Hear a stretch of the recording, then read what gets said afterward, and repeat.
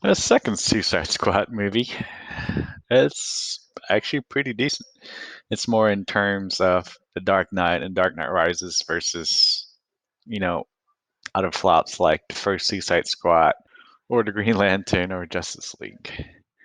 You get pretty decent plot tone that you expect from a DC movie in the reigns of Dark Knight, but you also get the fun and adventure of James Gunn's Guardian of the Galaxy.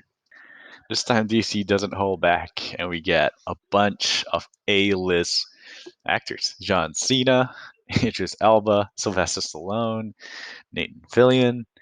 The list goes on.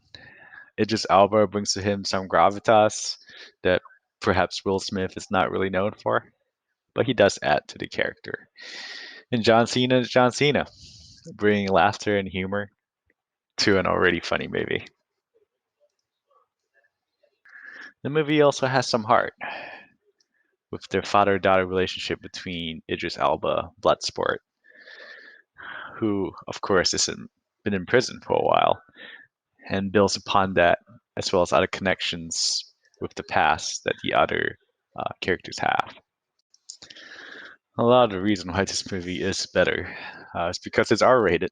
It's no longer PG-13 like the first one, and so I recommend leaving kids below the age of 12 below, as there are scenes of intense violence and a lot of language. James Gunn really shines here, having a comeback after his fiasco with certain accusations that he's had in the past.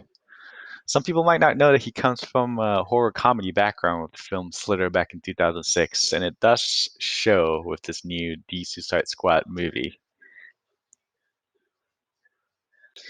Margot Robbie is also a joy here, not skipping a beat from Birds of Prey. She continues the legacy of the Quinn character without regard for authority or what people think of her.